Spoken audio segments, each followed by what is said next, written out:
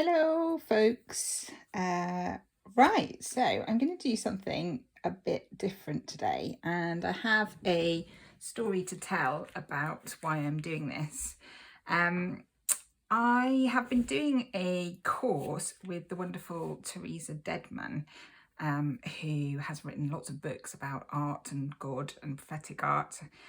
And the module I'm doing with her at the moment is about hearing God, about listening to God's voice, and the prophetic. And so I've been thinking about this kind of theme and challenge generally. And the whole purpose of my art really is to spend time with God, have a conversation with him, tell him how I'm feeling, and also to listen and to hear from him and give him space and time to minister to me and speak into my life. I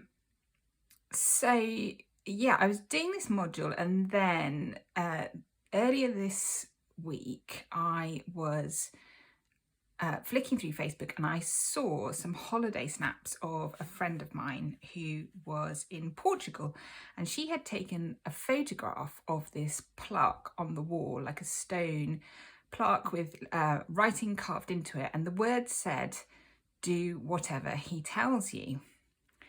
And I was like, oh, do whatever who tells you? So it didn't have any context, but I think that's a Bible verse. And I thought about it, and yes, it is, isn't it? It's what Mary, the mother of Jesus, says at the wedding in Cana to the servants, so that Jesus can perform the miracle of turning the water into wine. So it is a Bible quote. And I thought, that's interesting, because I've been thinking about hearing from God. And a little bit later on, literally, like an hour later, I was thinking, what shall I listen to while I'm doing the washing up? I would like to listen to maybe some of the Bible. And sometimes what I do when I do that is I put on YouTube the dramatized versions of the Gospels. And so I Googled, I searched on YouTube for gospel film or something like that, clicked on what happened to be the Gospel of John, and literally the first words that are said on screen are, "Do whatever he tells you." It's Mary, the actor playing Mary, at that exact point in the Bible. I mean, I didn't even know which gospel it was from. Exact point in the Bible saying, "Do whatever he tells you." And I freaked out, to be honest with you, because it was like, woo, like that was like a kind of booming voice from heaven, really, it felt like. And I was like, "Oh Lord, what do you want me to do? I don't know what to do." But at that day, I had been pondering, I'm going to a conference in Coleraine. It's a women's conference. I'm getting on a plane and going to Ireland with a friend to go to Causeway Coast Vineyard. That's where Mark Marks has been doing the Healing on the Streets ministry, which I've been involved in here in Stroud. And we are going on an exciting weekend there for this women's conference. And I had sort of had this kind of inkling that I should produce 4 bits of prophetic art to take with me and give away at this conference. So I don't know whether that is the "do whatever he tells you," but I felt like that word was so strong. I literally felt like, yeah, Lord, I've just got to do what you're telling me to do right now, which is this. And I'm sure there'll be other things that he tells me to do that I'll have to do that may be bigger and scarier than this, although this is feeling quite big and scary at the moment. But let's just do the next thing in front of our face that we feel is right, that we feel God is telling us to do. Let's be brave and do it. And maybe it's like the parable, if we are trusted with little, he will trust us with more. I'm going to make 4 little pieces of art on these postcards. I have already done some collage on I put some music paper on this and some newspaper on here, and I've sewed around the outside. That's all I've done so far. So I'm going to work on all 4 of them together, but I'm trusting that each of them will sort of develop slightly differently, which will bring out a word or a theme or a atmosphere or something that will be meaningful for the individual people to which they are given. I'm actually going to work on 5 because I had a spare one, because I'm meeting a friend for lunch, and sorry, I didn't even realise I had this 5th one in the mix. But I thought, seeing as I've got the 5th one, I'm gonna go for it today and give this one to a dear friend who I'm meeting for lunch, and get the ball rolling with this stepping out in the prophetic art thing. So yeah, do pray for me that that these get to who they're supposed to get to, and I hope this is going to inspire you to step out, try and listen to what God is saying to you, and do it and see what happens, see what adventures you have in art and in life. So I'm going to get on now.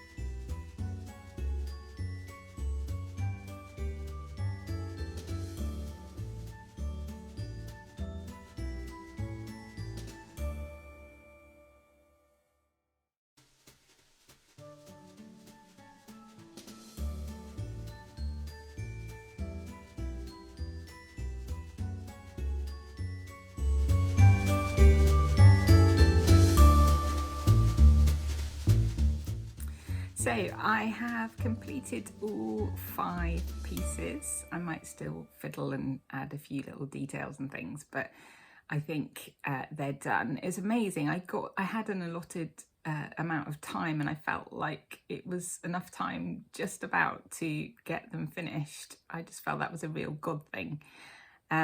Also, my husband gave me something in a little box, and they fit perfectly in this little box as well, which is wonderful, so I can keep them safe on my travels to Ireland. So I feel like it's all coming together, although I do also feel like that was the easy bit. The much harder bit is going to be identifying and having the courage to go up and give them to a complete stranger, and having the words to say in that moment. So, I don't know, pray for me. Yeah, we'll see how it goes. So you might be thinking, having watched me create them, it's like, how did you make the decisions about what you were creating, and in what way was God involved in those decision-making processes? So I certainly didn't really set out with an idea of what I was going to create. I very much just start and see what happens. And it was interesting that although I started in a very similar way for all 5 of them, they kind of took on their own little personalities and stories, if you like. I kind of feel like they're like the process of making them is like a little story that unfolds. So, for example, the one that I created, well, I didn't know I was creating it for my friend, but I had the intention of giving one of them to a friend I was meeting today, the extra 5th one. And the one that I decided to give her was the one that I stuck the penny on. I felt, the moment that I felt like I knew what that piece was about was when I stuck on the long image transfer. It was a kind of patterned, you probably couldn't see it very well, but a kind of long strip that went horizontally across the card, and it had a pattern on it. And what it actually was originally was a magazine image of a patterned sofa. And when I stuck that on, it was kind of like the seat of the sofa that you sit on. I felt that this piece was about the things that you find at the back of your sofa.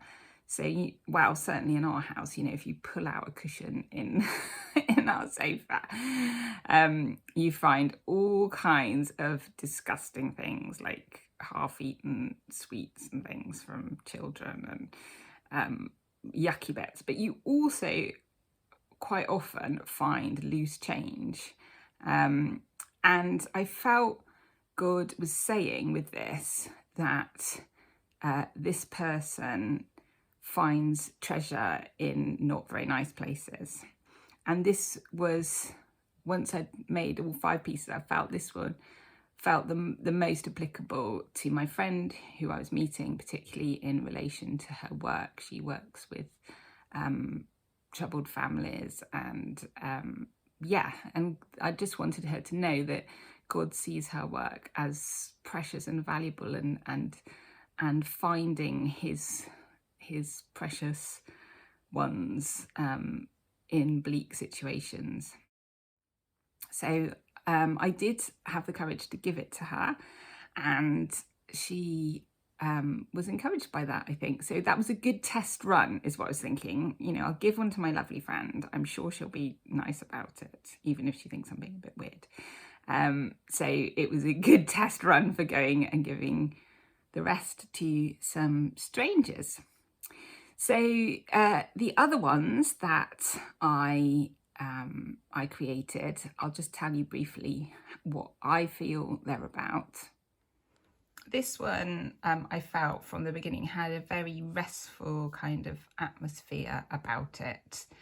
And it was one of the only ones I didn't add any orange or red to, it was mainly these kind of turquoisey blue colours, and then I added a bit of purple. So the colour palette felt very much more calm and restful than the other ones. So I then remembered that the night before I had already cut out some words that you saw me hunting through.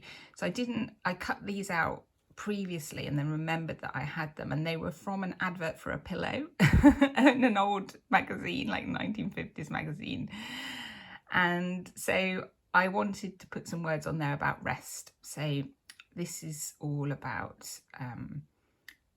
taking some rest, and God saying that that's a good thing. It's a good thing to rest. So I'm sure that would bless anyone. So yeah, that will be a nice one to give to someone. Then what have we got next? Oh, this one. So when I was pulling out a few collage materials for this work, I did that just quieting my spirit and just trying to grab anything that seemed to jump out at me. And you saw a couple of old photos, options for old photos that I'd bought at a lovely vintage market, which is local. And this one was probably my favourite out of all the images. Part of me doesn't even want to give it away because I love it so much. And it's a lady in a wagon of some kind of, you know, I love a bit of caravanning, and she's making a brew, and that's what I love to do in my caravan. I love to pitch up and get the kettle on, and it says on the back, me showing I know at least how to boil a kettle. Somebody, I don't know if that's a name or a place, 1945. And sort of looking through the same pile of collage stuff, I also found this kettle or teapot or whatever it is. So I felt, even before I started creating, I felt that these two went together. And then I had the idea as I was creating to make this little pocket so that we could stick the photograph in there and you could still read what's written on the back. And this piece to me seems to be about hospitality, the gift of hospitality, perhaps a kind of underrated gift of hospitality. Somebody who feels like, oh, you know, I don't do any of the spiritual stuff, I just make the tea. But God sees that, and that is beautiful and valuable and part of his gifts that he's put in this person. Again, I might be completely wrong. This might be interpreted as, oh yeah, I need to make that phone call and invite that person for tea. I don't know. I often feel like I can do this bit, but maybe the interpretation I don't always get right. So another thing I need to be prepared to do is just to give the work and let them do the interpreting without me jumping in there with the need to explain myself. That is going to be hard. This one, I don't know, these Welsh flags, when I was sticking them on in the background originally, I kind of felt the urge to leave them on there. I don't know whether I'm going to find someone with a Welsh accent or some connection to Wales, or I don't know. That was just like a little thing. But the main kind of theme of this piece I felt was about a journey, going on a bit of a journey or an adventure, getting your walking shoes on, getting in the boat, going out onto the lake for a bit of an adventure with Jesus. And this, I think, is Windsor Castle in the background. But yeah, so that's an interesting one. I'd be interested to see what someone else feels about that.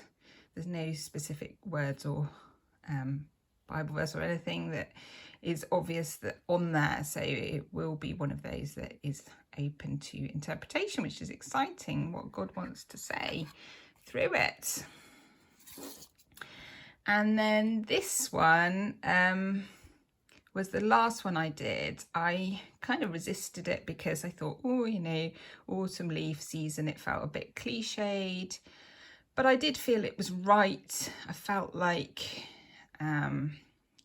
there was like a change sort of into autumn or even winter. I felt like I don't know whether that's for an older person or I don't know, but just somebody needed to know that it was time for a change. It was time to let go of some things maybe and embrace the next season that was coming.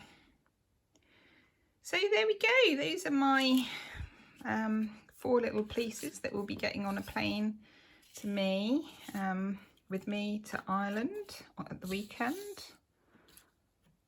And I'm going to pray that God shows me who to give them to, and I will report back about my adventure. Thanks for watching. Do remember to subscribe if you're new here, and mainly the reason I do this stuff and film it is because I want to inspire you to have a go as well. That might feel like something completely terrifying, to make a little piece of art and give it to someone. But have a think about how you could do that. Maybe you could give it to a friend who you know is going to be kind and lovely, like I did to start with. And that could be your first baby step to doing it, and then see where the Lord leads you. But be brave and have a go and tell me about your adventures. Okay, see you soon.